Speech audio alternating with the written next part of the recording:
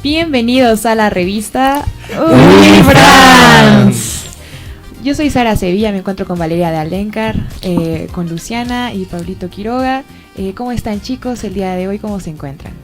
Todo bien, Sarita. ¿Ustedes cómo están?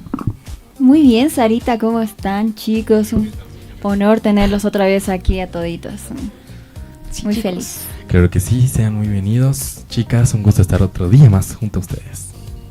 Claro que sí, y hoy es viernes, entonces comencemos ya con lo que nos corresponde, con la agenda cultural. Bueno, entonces voy a comenzar yo. Yo les quería hablar de una actividad que va a haber en el Centro Cultural España en La Paz a las 4:30, literalmente cuando acabe este programa. No, mentira. A mitad en el transcurso del programa. La actividad se llama Sarta a la Sarta. Es un club de lectura que propone un diálogo literario desde formatos accesibles, combinando experiencias sensoriales, mediación literaria y encuentros colectivos. Esta es como una experiencia más para personas no videntes, pero también está abierto para todo público por si desean ir. Parece que va a estar interesante. Y su primer ciclo es de relaciones con naturaleza. Este fue entre febrero y marzo y dice que están explorando la naturaleza como refugio y espacio de cuidado, pero también como territorio atravesado por la memoria y la violencia, el conflicto, entre otros temas que van a tener. Entonces, más animamos a que vayan y eso sería lo que yo les tengo. Vamos contigo, Lu. ¿Qué? Ok. Está bien. Bueno, para empezar quisiera dar visibilidad a un conjunto de elencos. Se llama Semilleros Bolivia. Este se va a estar presentando este viernes 20 de marzo a las 19:30 horas en el Cine Teatro Municipal 6 de agosto. Esta es una presentación de elencos de formación de la Academia Nacional de Folclore y Danza Afodance. También tenemos un espectáculo de danza teatral inspirado en momentos memorables del cine, que sería Baila Conmigo de Película 2, el cual se va a realizar mañana a las 11, el sábado 11 de abril, a las 18 horas en la Casa de la Cultura Franz Tamayo, nuestra casita. Y bueno, como podrán ver, está con el tema de descendientes. También quisiera darles más cobertura a otros eventos especiales y festivales, el cual es la Francofonía en Bolivia, que son actividades que incluyen cines y ferias con talleres gastronómicos durante todo el mes, que es desde el 31 de marzo y la organiza la Alianza Francesa de la Paz. Tienen varios eventos como ser el Massive y el Fantastic Concierto. El Massive se va a realizar el sábado 4 de abril a las 16 horas en el Victoriano Centro de Eventos. Y el Fantastic se va a realizar en el Espacio Q el domingo 12 de abril a las 19:30. Pero eso, chicos. Vamos contigo, Vale. Ok, yo les voy a hablar de un concierto especial a Jamiroquai. Que bueno, es una noche donde sonarán los mejores éxitos de Jamiroquai, con toda la vibra disco, funk, que marcó generaciones. Es una experiencia para bailar sin parar con Space Cowboy, Virtual Insanity, Cosmic Girl y muchos más. Está a cargo de Baby Gangsta, que es un elenco compuesto de 11 músicos con una muy grande trayectoria a nivel nacional y nos brindarán todo el sonido y energía funk, mezclando el pop, el groove y el jazz en esta gran noche. Esto es el sábado 14 de marzo a las 7:30 en el Teatro Nuna, que es en la calle 21 de Calacoto, por si quieren asistir. Yo creo que va a estar muy interesante. Claro que sí, y ya conmigo finalizamos. Hoy les traemos una noticia para los amantes de la música boliviana. La legendaria banda boliviana Guara celebrará 50 años de trayectoria musical, con un espectáculo único llamado Guara Sinfónico, acompañado de la Orquesta Sinfónica de los Andes. Este concierto promete ser una experiencia inolvidable, donde los clásicos de rock y folclore boliviano se fusionarán con arreglos sinfónicos, creando un sonido poderoso y emocionante que celebra algo de historia musical. Las entradas ya están disponibles a través de la plataforma Superticket, por lo que se recomienda adquirirlas con anticipación. Sin duda será una celebración histórica para la música boliviana, donde el público podrá vivir grandes éxitos de Guara en un formato sinfónico espectacular. Así que ya lo saben, este 9 y 10 de abril Guara Sinfónico celebrando sus 50 años de música. Bueno chicos, muchísimas gracias por las noticias que tenemos en la agenda cultural y ahora pasamos a lo que es también, les tenemos una nota de la actividad que tuvimos hoy en la mañana, que fue el foro de crisis en Bolivia y periodismo acceso a financiamiento, el difícil desafío para los medios digitales, del cual hicimos cobertura yo y Lucianita. Entonces, no sé si producción la puede poner la nota, por favor.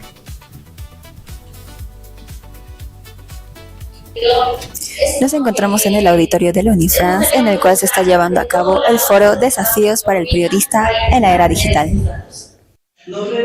Este viernes, la carrera de periodismo de la Universidad Franz Tamayo convocó a expertos para debatir el estado de la prensa en Bolivia.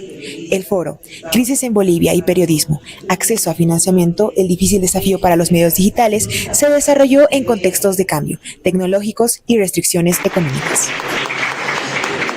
Zulema Alanes, presidenta de la Asociación Nacional de Periodistas, presentó el diagnóstico de la situación de los periodistas. Eric Torrico, de la Asociación de Periodistas de La Paz, abordó los retos de la era tecnológica. Marcelo Blanco, de la Fundación para el Periodismo, habló de fuentes de financiamiento alternativo para preservar la independencia editorial. La diputada Lisa Claros analizó la política comunicacional estatal y el acceso a la publicidad oficial. Janet Jacobs, directora de la carrera de periodismo de Unifrance, ofreció la mirada académica.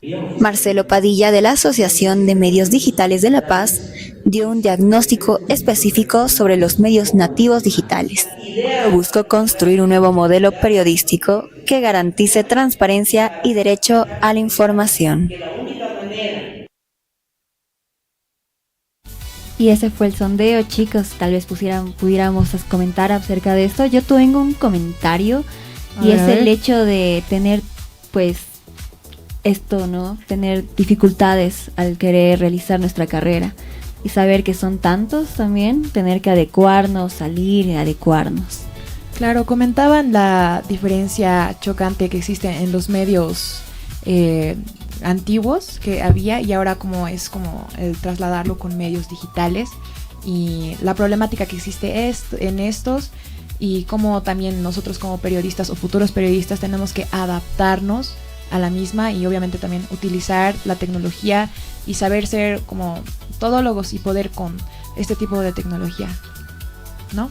A mí me pareció súper interesante esta charla porque nos explicaron cosas que, por ejemplo, yo no sabía, que antes, no sé cómo decirlo, el trabajo de los periodistas no era tan valorado. Y bueno, cómo cambió en todo este tiempo, me pareció súper interesante porque no sabía que antes era así. Sí, hablaron inclusive mucho de que antes tipo la noticia tardaba en llegar, por ejemplo, tenían que tener como todas las noticias ya recopiladas para el día siguiente y lo sacaban en el periódico y era lo que más se esperaba antiguamente. Claro, y también la diferencia, ¿no?, de cobertura. Como ahora, y daban un ejemplo muy chistoso, que era el cual a Bad Bunny le sale un grano y ya todos están haciendo show sobre eso, ya hay 50 canales haciendo noticias sobre eso, y antes era algo realmente muy importante, cosas como, ya que estábamos en estas fechas, las votaciones, era muy importante saber sobre eso y eso era lo único que salía, solo había información sobre eso. Exacto, ahora se saca información de cualquier cosa. Claro. Y hacen mucho como escándalo. Sí, otra cosa que también comentaban que me gustó era que, por ejemplo, dice que ellos estaban como diciendo que ya para ser periodista no tiene que uno salir con el título como tal, sino que hay personas que ya, digamos, están haciendo periodismo por redes sociales, pero obviamente no se siente igual, ya que como el periodista tiene ciertos como... No reglas, pero como por decirlo así, pautas para poder sacar una autorregulaciones. Noticia. Exacto, autorregulaciones. Entonces esas personas no cuentan con ese tipo de cosas, entonces eso diferencia a un periodista como, ¿cómo decirlo? Un periodista que está en redes sociales, pero digamos no tiene el título o no ha hecho estudios para ser periodista, a un periodista que sí ha estudiado para eso y tiene como ya diferentes herramientas para poder defender, digamos, su noticia. Yo creo que sí hay una diferencia. Puedes ser periodista y puedes ser influencer o TikToker. Como tal, periodista es un estudio más avanzado, creo, porque tienes una técnica. Tienes conocimientos base, tienes incluso más preparación, ¿no? No vas a tocar un tema, y es algo que decían también, que no vas a tocar un tema como lo tocan en internet, tal vez como... ¿Muy por encima? Sí, muy por encima, sino que tú lo vas a investigar y vas a sacar más fuentes, que eso también es una de las bases del periodismo, tener más de una fuente, más de 2 fuentes, y ser confiable, porque eso es lo que más se ve en un periodista. En cambio, si tú ves una noticia en TikTok, hasta tú dudas, la verdad. Sí. También comentaban que ahora la noticia es muy sesgada, ¿no? O sea, siempre se saca como, pero de un lado, o solo de un lado de la historia. No hay también la participación de la contraria o el otro lado. Y eso también es importante, como recalcar que se ha dejado de lado, ¿no, Pablito? Claro que sí, pero bueno, yo tengo una... Bueno, entre influencers y periodistas, yo creo que los influencers tienen lo suyo, los periodistas también por nuestro lado tenemos lo nuestro. Y yo creo que lo más importante de los periodistas es que nosotros vamos escalando poco a poco. Empezamos como periodistas, luego algunos llegamos a ser presentadores, llegamos a tener más, por así decirlo, reputación. En cambio, los influencers ganan fama a través de videos, por así decirlo. En cambio, nosotros ahorita somos presentadores, tal vez por nuestro trabajo como periodistas podemos llegar a algún canal importante. Pero bueno, chicos, muchas gracias por estar en este bloque ahora mismo. Nos vemos después de este corte.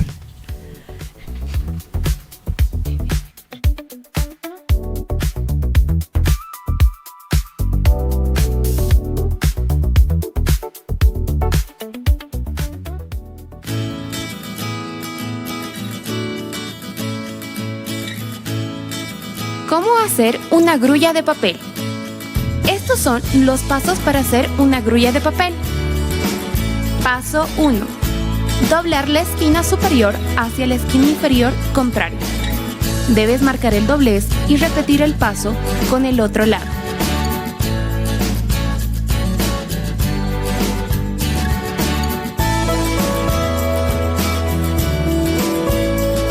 Paso 2. Ahora da la vuelta a la hoja y dobla por la mitad. Recuerda marcar bien el doblez. A continuación, abres el papel y vuelves a doblar por la mitad desde el lado opuesto. Paso 3. Luego dobla el papel hacia el centro y hacia abajo. De esta forma obtendrás un cuadrado más pequeño. Paso 4.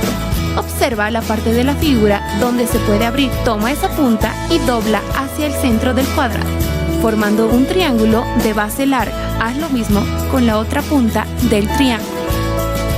Paso 5.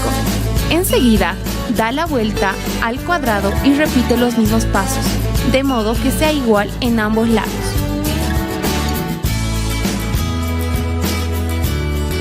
Paso 6. Abre todos los laterales de ambos lados y a continuación lleva la punta hacia arriba y por los costados haz un doblez hacia la parte interna de la figura.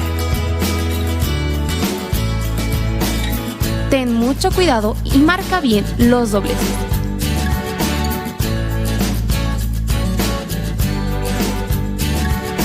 Repite lo mismo en la otra cara de la figura.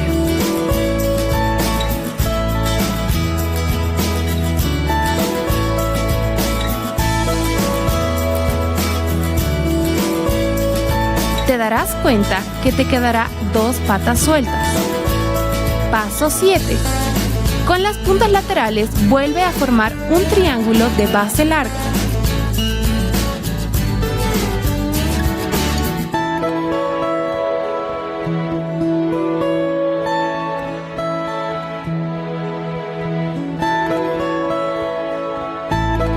Realiza el mismo paso en ambas caras de la figura.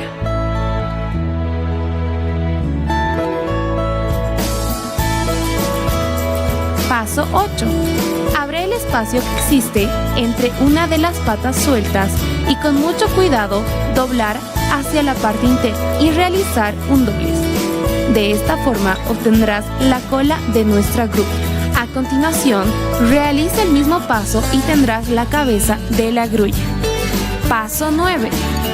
Enseguida, marca el cuello de la grulla y haz un doblez de modo que se quede en la forma que queremos. Paso 10, debes abrir las alas por ambos lados y con mucho cuidado estirarlo bien. ¡Listo! Ya tienes tu grulla de papel. Ahora podemos realizar 1000 grullas y pedir un deseo de bien para nuestro mundo.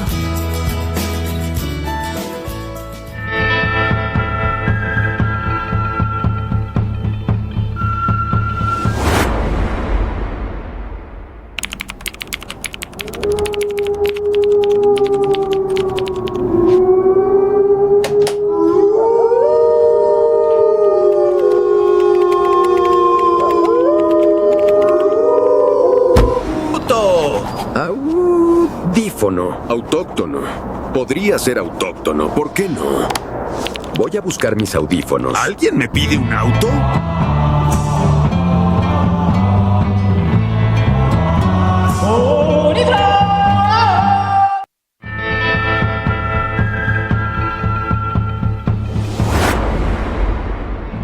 Tu segundo día y ya llegas un minuto tarde. Sabor a novato. Como la más antigua aquí. A mí no me engaña una camisita planchada. ¿Qué tocas? ¿Qué tocas? ¿Qué haces que no estás en tu escritorio? Te acabo de mandar un mail. Y por las dudas, le voy a mandar un mensaje avisándole que le mandé un mail. ¿Terminaste el informe? ¿Te lo aprobó alguien? ¿A quién le escribes? ¡Ay! Me enrosqué otra vez.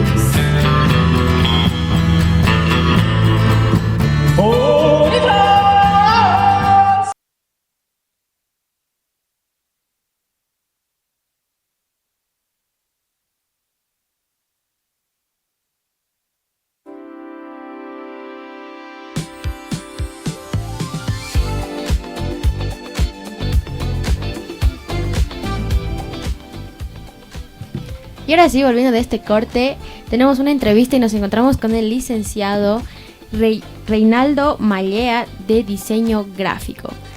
¿Cómo estás, licenciado? Buenas tardes y bueno, gracias por la invitación. Yo muy contento de estar junto con todos ustedes para compartir lo mejor del conocimiento. Claro que sí, Pablito, ¿cómo estás? Puedes empezar con la entrevista si quieres. ¿Cómo está, licenciado Reinaldo? Quisiera que nos empiece a comentar el tema, el título que nos dio, está entre nosotros y a dependencia. Claro, cómo no. Bueno, hoy es un tema muy en boga, ¿no? Estamos viendo que la tecnología en cuanto a la inteligencia artificial está creciendo a tal punto en el que ya estamos teniendo temor. Por eso está el tema de la IA dependencia. Y bueno, y está formando parte de nuestro día a día, ¿no?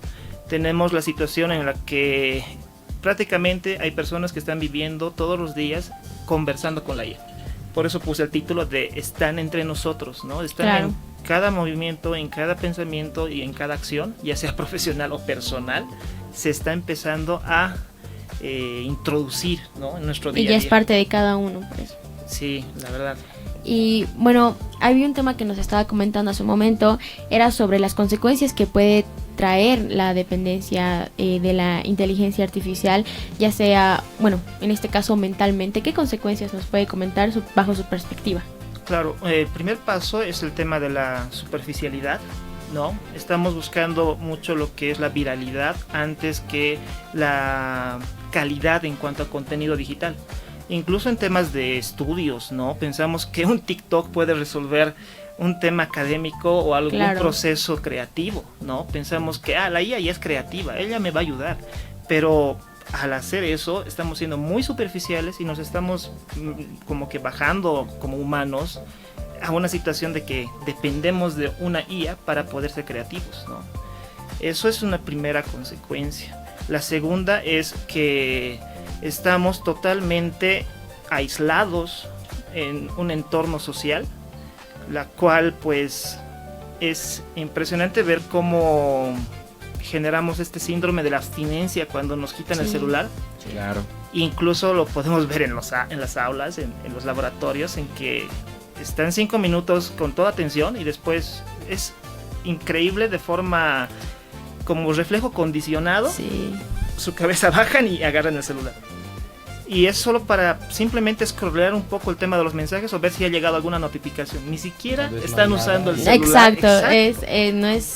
Hay un tic que tengo justamente hablando un poquito más, por ejemplo, de Valeria tiene ese tic de ver el teléfono sin tener alguna notificación. Entonces yo creo que ya uno ya depende también no solamente de la IA, sino del agarrar el celular sin tener alguna notificación o tener algún mensaje o algo. Y cree que tiene alguna solución. ¿Hay algunas soluciones o cosas que se pueden realizar para dejar esta dependencia hacia la inteligencia artificial? Claro que sí. Bueno, mucho de de mi generación, que somos de los 90s, 2000s y demás, hemos crecido justamente sin este tema de la IA, ¿no? Claro. Y nuestra atención se centraba en una sola cosa, no sé, tal vez pasar el nivel más difícil de StarCraft, ¿no? O pasar Doom sin usar códigos, y estás todo el tiempo ahí matando demonios. Pero tu atención estaba, bien centrada en algo, ¿no? Claro. Y es justamente lo que se está aconsejando hoy en día, hacer eso, ¿no? Que por lo menos tengamos 15 minutos de lectura de un libro. Pero es un reto, y los reto a ustedes también. Sí. 15 minutos, ni siquiera estoy pidiendo mucho. Porque en realidad, incluso pueden buscar en videos, en redes sociales y demás cuestiones, el tope máximo de los jóvenes hoy en día es 3 minutos. 3 minutos y están quieren sus ojos ver otra cosa, no se pueden quedar en el libro o en la actividad o en la situación, ¿no? Por eso incluso ahora los MOBAs están haciendo muy famosos y se está gustando mucho este tipo de juego por Mobile Legends en el celular, porque te da opción para hacer otras cosas, y la misma aplicación es tan siniestra, por así decirlo, que genera una pantalla emergente para que sigas conectado en tus otras redes sociales mientras estás en la pantalla de carga. Yo en mis tiempos, cuando teníamos pantallas de carga, nos quedábamos admirando el arte del videojuego o de lo que estábamos viendo, admirando cómo cargaba, cómo se movía, cómo Goku comía su arroz, ¿no? Y tú mientras presionabas con el control podías hacer que Goku coma más todavía. Y era divertidísimo. O sea, la pantalla de carga era incluso un espacio de descanso, de estar como que ahorita va a llegar mi juego, pero mientras tanto juego con esto, ¿no? Claro. Ay, perdón que te interrumpa, Pablito, pero a ver, nos comenta un poquito sobre cómo era antes, o sea, no había inteligencia artificial. Y a una pregunta un poquito más personal, ¿le hubiera gustado a usted tener alguna herramienta de inteligencia artificial en generaciones pasadas? En su generación, digamos. Claro. La verdad es que ustedes tienen mucha ventaja para tener un periodo de estudio y tener tanta información, pero también es complicada filtrar todo esto, ¿no? Para ustedes es como que un bombardeo de información en la que no sé cómo hacer, y más bien estamos nosotros como docentes que tratamos de guiar y ordenar todas esas ideas. Pero en mi generación la verdad no hubiese querido, porque la verdad teníamos espacios muy...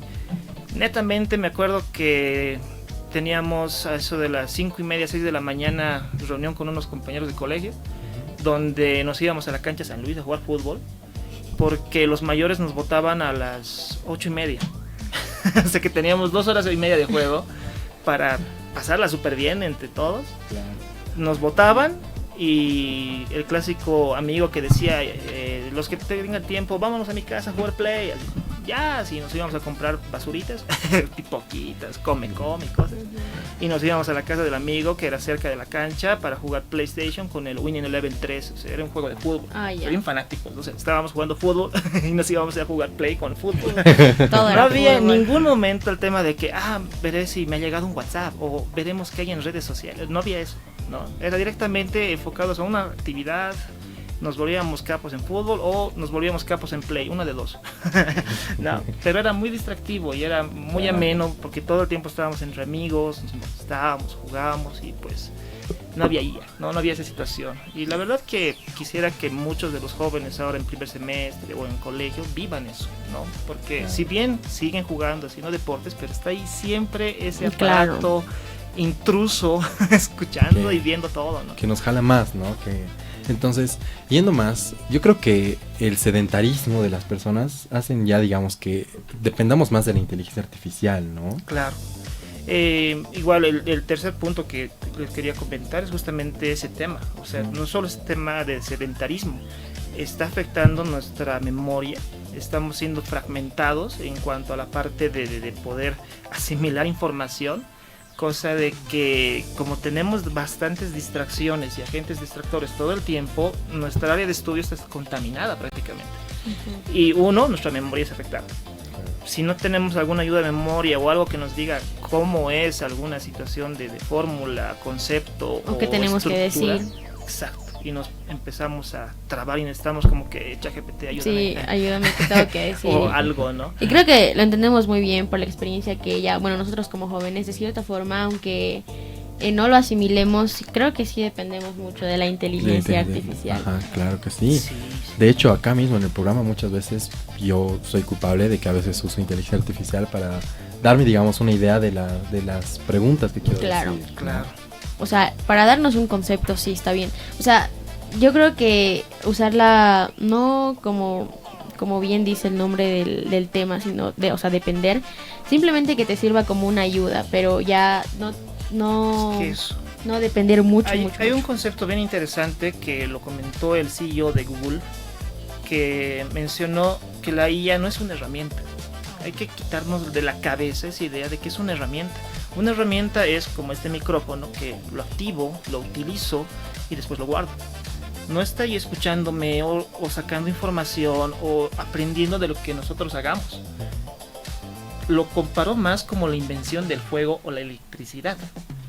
¿Por qué? La IA tiene la potencialidad de incrementar las habilidades del usuario, sí, pero es como el fuego. O sea, podemos cocinar, podemos calentar la casa, podemos hacer fogata, sobrevivir con el fuego, pero también podemos destruir. Y la IA tiene ese potencial, porque ahorita están explotando, están en el tema del clásico ciclo de vida de algún producto o algo, está en el tope, está creciendo, pero va a haber un momento en un declive, pero en este tope que estamos teniendo lo están utilizando para todo, ¿no? Es extremadamente lineal. Y dónde entra entonces el tema, que estamos generando consecuencias, como el cuarto punto que les decía, que son consecuencias hasta de forma personal y psicológica, ¿no? Genera depresión, estamos empezando a tener una cara cuando estamos con nuestros amigos o en la parte digital, otra con nuestra familia, y con nosotros mismos no nos queremos encontrar, ¿no? Sí, no queremos interpelarnos a nosotros mismos para encontrar nuestros propios errores, pero les recuerdo que si no cuestionamos lo que creemos y los que nos dicen, no vamos a poder transformar nuestra realidad, ¿no? Hay que tener mucho cuidado con eso. Sí, podemos utilizarla, pero tienen que entender que no es una herramienta y está ahí, justamente está diseñada para atraparnos.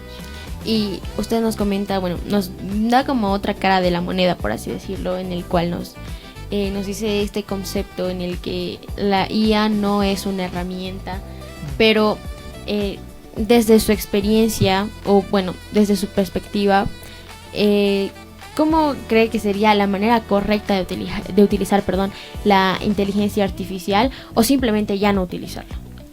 Obviamente es una tecnología en que es difícil que podamos pararla, ¿no? Es como que entró y es crítico eso, porque pasa algo y después recién estamos buscando leyes, ¿no? Que debería haber primero leyes antes de lanzar una tecnología. Pasó lo mismo con el internet.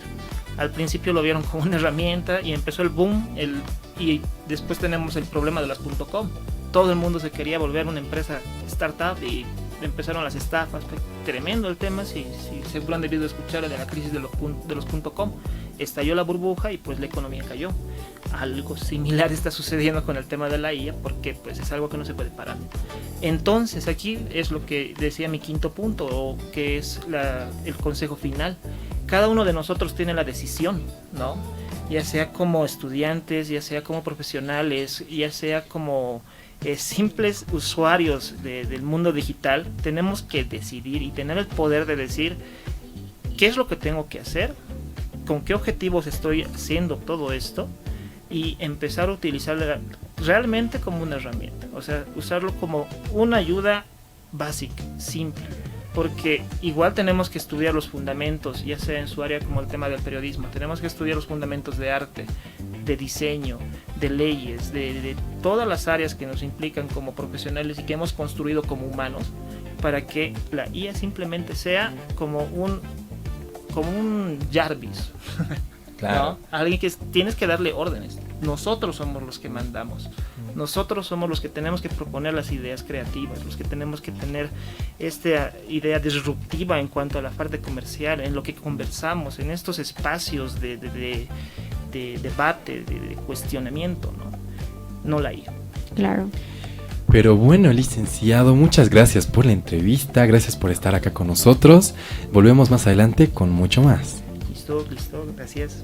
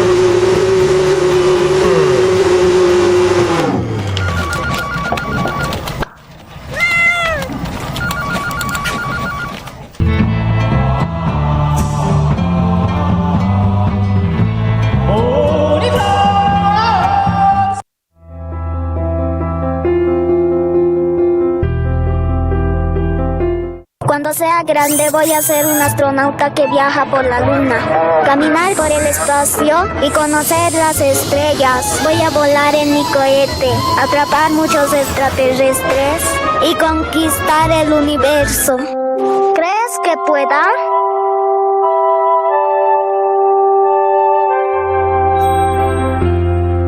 Sí puedes. ¡Sí puedes! ¡Sí puedes! Yo sí pude.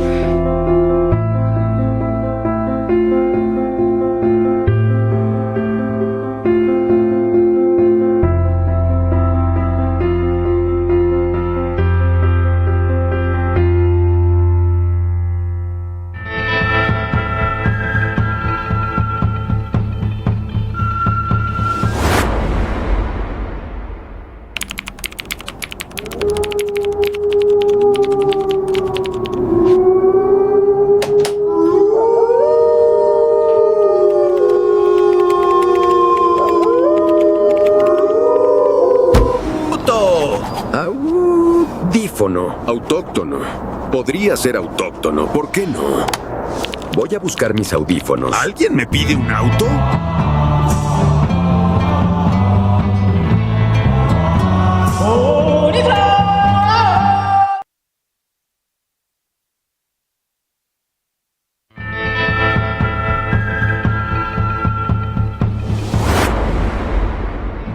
Tu segundo día y ya llegas un minuto tarde. Sabor a novato. Como la más antigua aquí. A mí no me engaña una camisita planchada. ¿Qué tocas? ¿Qué tocas? ¿Qué haces que no estás en tu escritorio?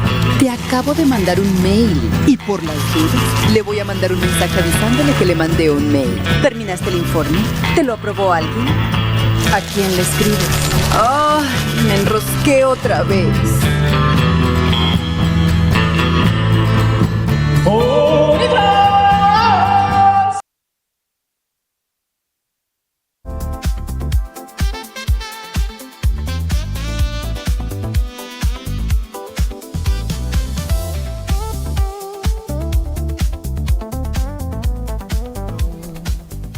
Y volvemos de esa pausa con una entrevista. Nos encontramos aquí con una doctora en bioquímica y farmacia. Vamos a hablar sobre la termodinámica. Doctora, tal vez quisiera presentarse. Buenas tardes, doctora. Muchas gracias, muy buenas tardes a todo el público. Mi nombre es Alexandra Guaigua Carrillo y yo soy docente de la materia de biofísica de primer semestre de la carrera de bioquímica y farmacia. Me presento, soy licenciada en bioquímica y farmacia, cuento con una maestría en farmacología clínica. Y bueno, yo me he formado como docente, cuento con el diplomado en educación superior. Justamente mi formación como docente ha sido gracias a la universidad, ya que empecé como ayudante. Orgullosamente soy egresada de la Unifrance, de esta misma sede, y me dieron la oportunidad para que sea ayudante, y es como me di cuenta que me gustaba enseñar, ¿no? Es por eso que postulé a ser docente y bueno, estoy acá. Una muy bonita historia, doctora. Pero ya para empezar con la entrevista, quisiera que nos explique brevemente qué es la termodinámica y por qué esta es importante en su área, que es la bioquímica. Bueno, la termodinámica es una ciencia interdisciplinaria que incluye la física, la química y la biológica. Es muy importante tanto en bioquímica como en farmacia, ya que en bioquímica vamos a ver que la termodinámica está dentro de los procesos metabólicos que realizamos todos los organismos vivos, ¿no? Y también, bueno, todos los seres vivos, las plantas, la fotosíntesis. En la farmacia es muy importante la termodinámica, ya que está muy relacionada con la farmacocinética, ¿no? Todo el proceso de absorción, distribución, el metabolismo y la excreción de los medicamentos. Y licenciada, ¿de qué manera se aplica la termodinámica en el desarrollo y el diseño de estos medicamentos? Justamente en la farmacocinética vemos, ¿no? La farmacocinética es individual, cada paciente es diferente, entonces aplicamos la termodinámica, que es el estudio de la energía, el calor y todas las reacciones químicas, esa transformación que va a haber dentro del cuerpo humano. Uy, doctora, y hablando de eso, ya entrando en los fármacos, ¿por qué algunos tienen que tener una refrigeración estricta y otros no? Eso tiene que ver, ¿no? Creo. Exactamente, es según la característica del principio activo, ¿no? Que hay algunos que son termolábiles, por ejemplo, ahí tenemos a los medicamentos biológicos, como la eritropoyetina, la insulina y también las vacunas, ¿no? Que justamente necesitan esta temperatura de 2 a 8 grados centígrados por la característica del principio activo. Y bueno, en palabras así simples, ¿cómo sabemos cuándo estos tienen que ser? O sea, lo dicen, ¿no? Pero hay algunos que no los dicen. ¿Cómo podemos saber cuáles son? Generalmente son los medicamentos biológicos, ¿no? Que acabo de mencionar, como la insulina y la eritropoyetina. En algunos casos también la oxitocina, ¿no? Que son unos inyectables. Ah, ya. Gracias. Y quisiera que nos explique un poquito sobre qué papel juega la termodinámica en el desarrollo, o sea, en la interacción entre un fármaco y el receptor en el cuerpo. Ah, claro que sí. En este proceso de unión del fármaco al receptor, que se unen mediante diferentes tipos de enlaces, ¿no? Y tenemos los iónicos, los covalentes, las fuerzas de Van der Waals. Todo este proceso requiere energía. Entonces la termodinámica, eso es lo que estudian, ¿no? La transformación del calor y la energía, porque la energía está en todos los procesos de la vida, está en nuestro diario vivir, ¿no? Entonces necesitamos energía para que haya esa unión entre fármaco y receptor. Y según usted, ¿cuál sería el mayor desafío al aplicar los conceptos termodinámicos en una investigación farmacológica? Bueno, para eso tenemos que primeramente dominar todos los conceptos de termodinámica y también las leyes, ¿no? Que son 4 leyes, que es justamente lo que estoy avanzando con los estudiantes en este momento. Dominar las 4 leyes de la termodinámica, ¿no? Que tenemos ahí la ley 0, la del equilibrio térmico, la primera ley, que es la ley de la conservación de la energía, que eso siempre les hago repetir como poema, ¿no? La energía no se crea ni se destruye, solo se transforma. Exactamente. La segunda ley, que es la de la entropía, que es prácticamente el desorden, que siempre tiende a aumentar el desorden en nuestro entorno. Y la tercera ley, que es la del equilibrio, la ley 0, que nos dice que no existe el cero absoluto, ¿no? Es algo netamente teórico. En la vida real, en la vida práctica, no existe el cero absoluto. Yo les digo a los chicos, ¿no? Imagínense la cosa más fría del mundo, no sé, el corazón de su ex, por ejemplo. Ni siquiera eso tiene una temperatura cero. Todo tiene una temperatura, ya que todos estamos formados, tanto objetos y seres vivos, de partículas que siempre están en movimiento. Y estas partículas que siempre están en movimiento generan una energía cinética, ¿no? Y es lo que se mide justamente con un termómetro. Claro que sí, doctora, perdón, ya acostumbrada.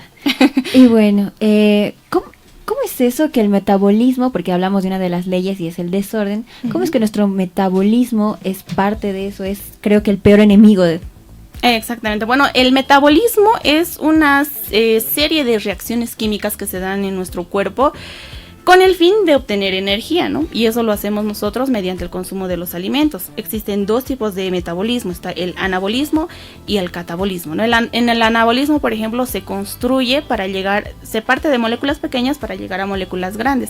Y en el catabolismo es todo lo contrario, se parte de moléculas grandes para llegar a moléculas pequeñas con el fin de obtener energía. Claro, y también hay una pregunta que no sé si es muy prudente, pero ¿cómo? Creo que es una pregunta que tenemos muchos. ¿Cómo el medicamento sabe dónde pegarse en nuestro sistema? Todo parte desde la vía de absorción, ¿no? Tenemos diferentes vías de absorción y diferentes vías por la cual podemos administrar el medicamento, ¿no? Tenemos la vía oral, la vía rectal, vía cutánea. Esto ya lo desarrollamos mucho mejor en el área de farmacología, pero siempre teniendo unas buenas bases de la farmacodinamia y la farmacocinética, ¿no? Muchas gracias, y yo tenía esa duda. Y volviendo ya a la termodinámica, ¿cómo cree que el avance de la ciencia está mejorando el uso de la termodinámica dentro de la medicina? Bueno, esto individualizando, porque todos los pacientes somos muy diferentes, ¿no? No todos vamos a tener la misma farmacocinética. Entonces, gracias a la termodinámica, podemos contribuir a tratamientos mucho más individualizados según las características de cada paciente. Y quisiera preguntarle igual, ¿qué importancia tiene la termodinámica para el futuro de la investigación farmacéutica? ¿Es algo totalmente indispensable, diría usted? Bueno, claro que sí. Con una buena base en la termodinámica podemos llegar a grandes desarrollos en el área de la industria farmacéutica, ¿no? Al momento de desarrollar medicamentos. Y doctora, de todos los procesos que existen en nuestro cuerpo, ¿cuál es el que le asombra más por su eficiencia energética? Uy, bueno, todos. ¿Por qué? Justamente porque, hablando nuevamente de la entropía, porque la entropía, la segunda ley de la termodinámica, nos dice que el desorden siempre tiende a aumentar en el mundo. Entonces, ahí nos planteábamos con los chicos, ¿no? Una pregunta muy importante de cómo es que los seres vivos podemos mantenernos altamente organizados si el desorden tiende a aumentar. Claro. ¿No? Entonces, todo parte desde la homeostasis, ¿no? Nosotros tenemos que mantener un equilibrio tanto interno como externo para mantener ese alto grado de orden. Muchas gracias, doctora, pero bueno, con esto ya finalizamos la entrevista. Muchas gracias por venir acá, esperamos tenerla en una siguiente. Gracias. Y bueno, vamos a una pausa.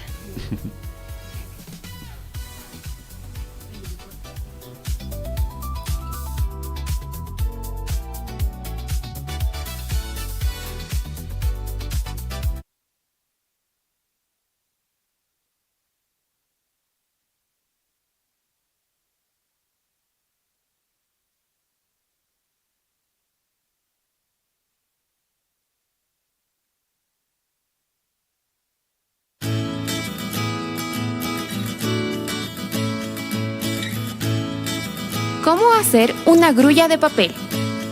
Estos son los pasos para hacer una grulla de papel. Paso 1. Doblar la esquina superior hacia la esquina inferior contraria.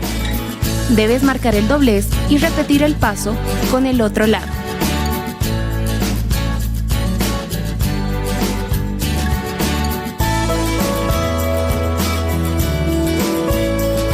Paso 2.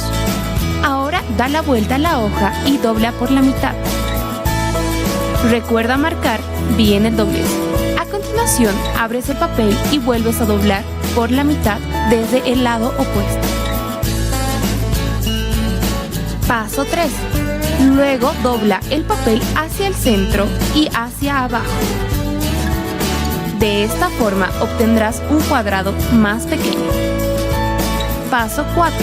Observa la parte de la figura donde se puede abrir. Toma esa punta y dobla hacia el centro del cuadrado, formando un triángulo de base larga. Haz lo mismo con la otra punta del triángulo.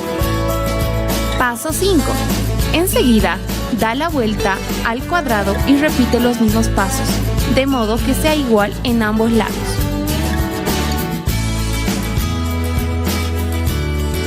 Paso 6. todos los laterales de ambos lados y a continuación lleva la punta hacia arriba. Y por los costados haz un doblez hacia la parte interna de la figura.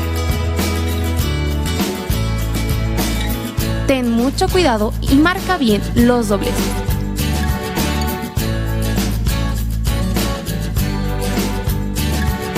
Repite lo mismo en la otra cara de la figura.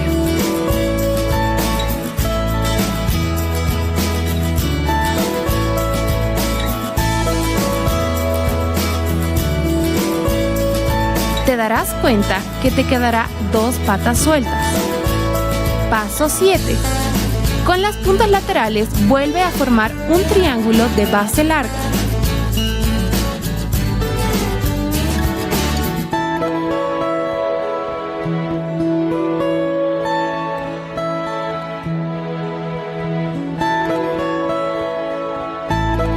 Realiza el mismo paso en ambas caras de la figura.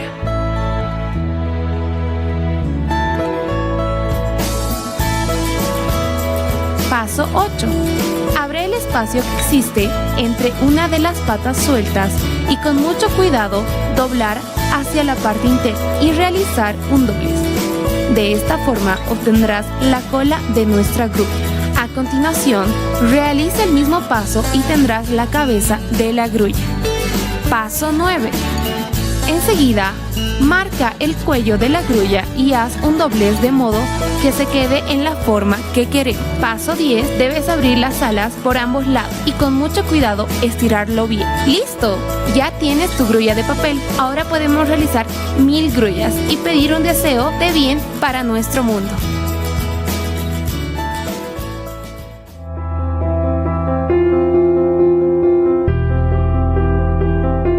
Cuando sea grande voy a ser un astronauta que viaja por la luna, caminar por el espacio y conocer las estrellas. Voy a volar en mi cohete, atrapar muchos extraterrestres y conquistar el universo. ¿Crees que pueda?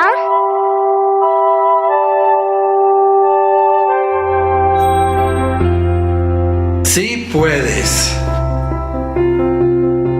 Sí puedes. Sí puedes. Yo sí pude.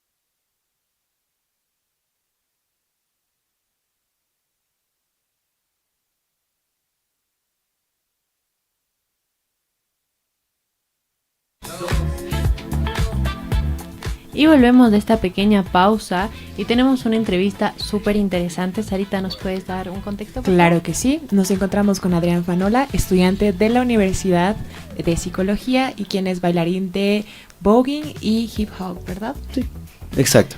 Y él hoy día nos trajo el tema del voguing. Danos un poquito más de contexto porque la verdad ni siquiera yo sé como muy bien en qué consiste esta danza.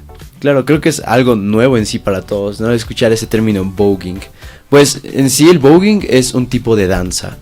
Entonces, lo que pasa es, esta danza surge en los años 60. Este es un año el cual ha sido muy crítico en Estados Unidos. Nace en Harlem, en Nueva York, donde la mayoría de las danzas nacen.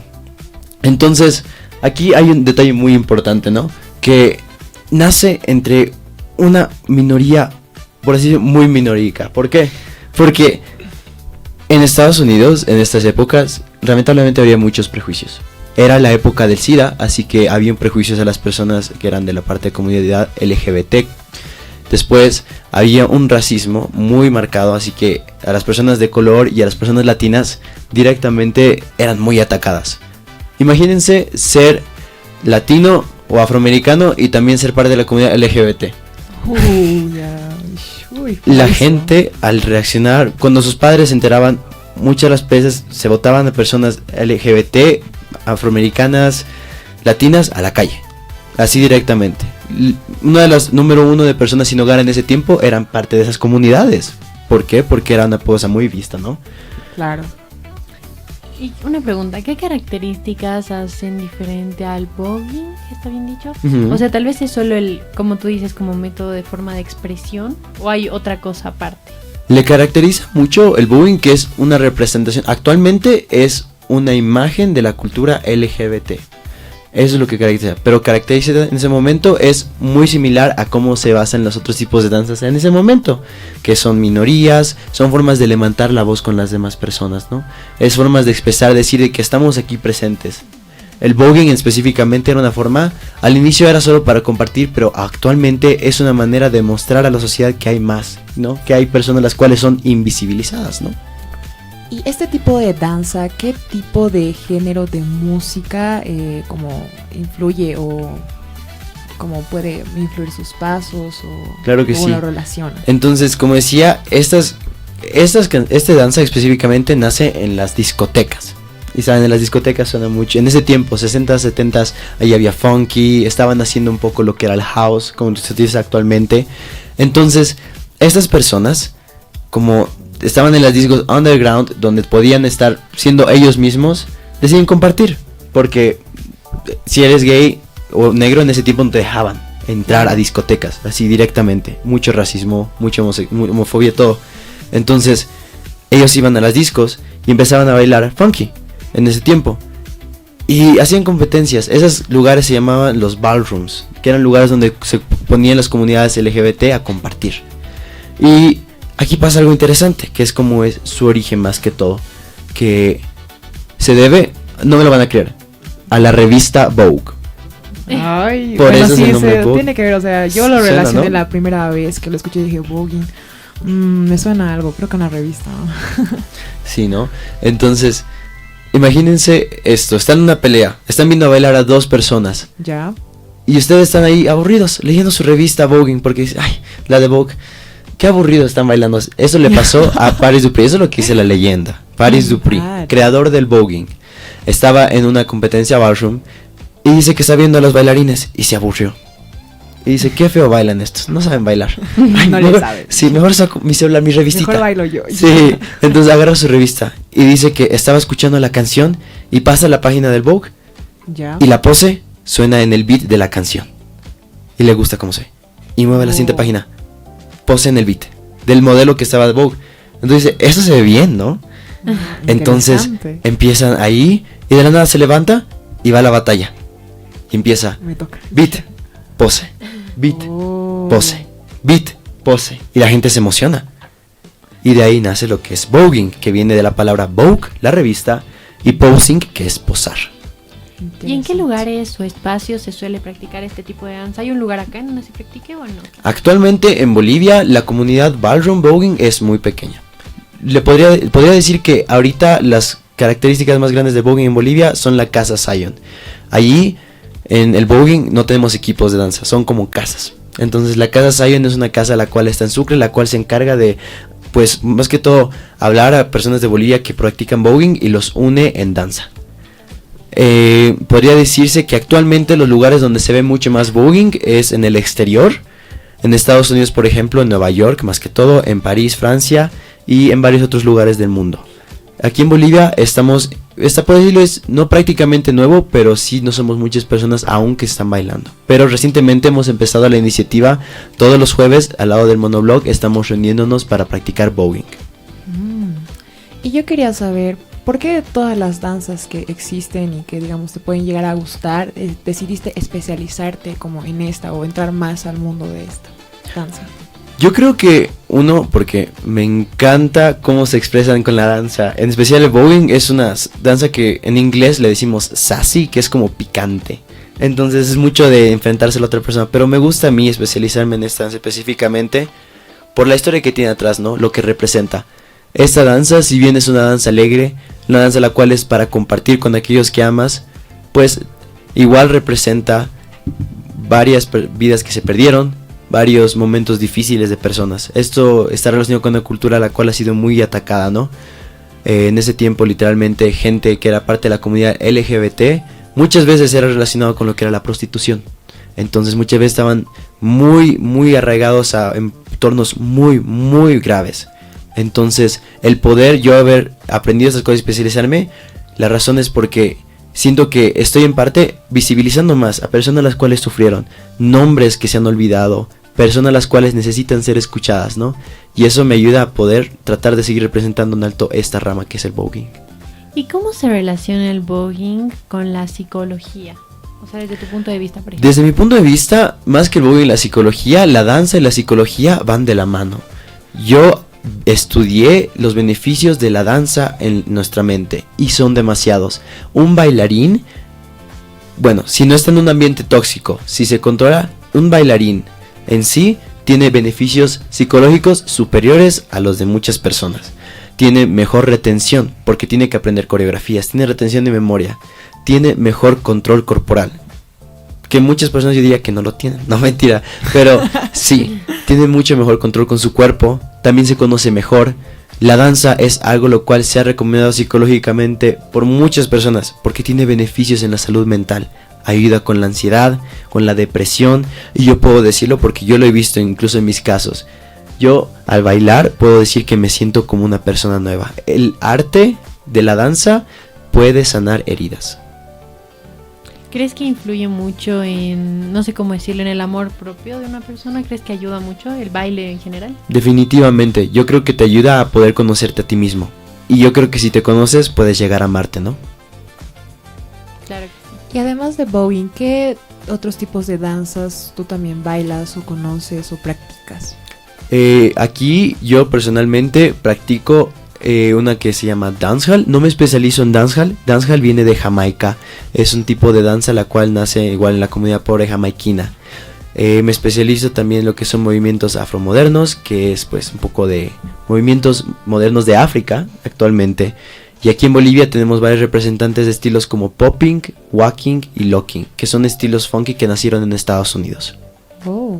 ¿Y este estilo se volvió más conocido en los últimos años? El voguing yo digo que sí. Por el impacto de las redes sociales ha llegado a varios lugares. En especial, no sé si sabían, Beyoncé, todo su equipo de danza practican voguing. Son la representación actual, yo diría más grande de lo que es el voguing en el mundo. Con la casa de Renaissance, que así se llama la casa donde ella baila. Entonces todos sus bailarines practican voguing. Si quieren pueden buscar Renaissance World Tour, que son los de Beyoncé, y les va a salir exactamente todas las cosas. Yo tengo una duda. ¿Qué diferencia, digamos, una casa o una institución de danza o un ballet? ¿Qué hace la diferencia? Porque hay como... Pues es, más que todo es la historia, yo creo. Porque un equipo de danza, pues más que todo es como se reúnen para competir, bailar, todo eso. Una casa, en ese tiempo, como dije, las personas LGBT eran abandonadas, botadas de su casa, no tenían dónde ir. Entonces personas que eran LGBT, muchas veces trans, que tenían éxito en la vida, decían, ok, ¿saben qué? Yo tengo dinero, a mí me fue bien en la vida. Lo que voy a hacer, ellos iban a las calles y veían personas que bailaban voguing. Y le decían, ok, tú, me gusta cómo bailas. Yo te voy a dar casa, te voy a dar un lugar para dormir y te voy a dar mi apellido. Y tú vas a bailar para mí y vas a traerme premios a mi casa. En el momento en el que tú aceptabas estar en una casa o un equipo de voguing, dejabas tu apellido, te ibas con ellos y eras parte de su familia. Entonces como que evolucionado en los últimos tiempos, por decirlo así. Ahora no es tanto la cultura de que te adoptan, pero sí yo creo que ha evolucionado a un punto más que ahora es más conocido, exacto. Claro, y ya para ir concluyendo, ¿qué dirías a alguien que, digamos, quiere adentrarse a este mundo de la danza? ¿Qué le recomendarías? Lo que recomiendo sobre el mundo de la danza, ¿el voguing o la danza en específico? Cualquier tipo de danza, digamos, ya no solo voguing, sino alguien que quiera bailar, pero digamos no se anima como a practicarlo. Yo digo, inténtenlo, porque nunca sabrán si son buenos si no lo hacen. Yo sé que la danza es difícil y todo en la vida es difícil, todo lo bueno es difícil. Entonces, si quieren ir a la danza, averigüen, hay academias buenas aquí en Bolivia y háganlo. Y les prometo que van a disfrutarlo. De alguna forma, siempre disfrutamos. Bueno, querido Adrián, muchas gracias por aceptar la invitación a venir aquí al streaming y hablarnos un poco de lo que es voguing, entre otras cosas. Y bueno, después de esta muy amena entrevista, nos despedimos y les esperamos en una próxima programación desde el día lunes. Y esto fue la revista Unifrance.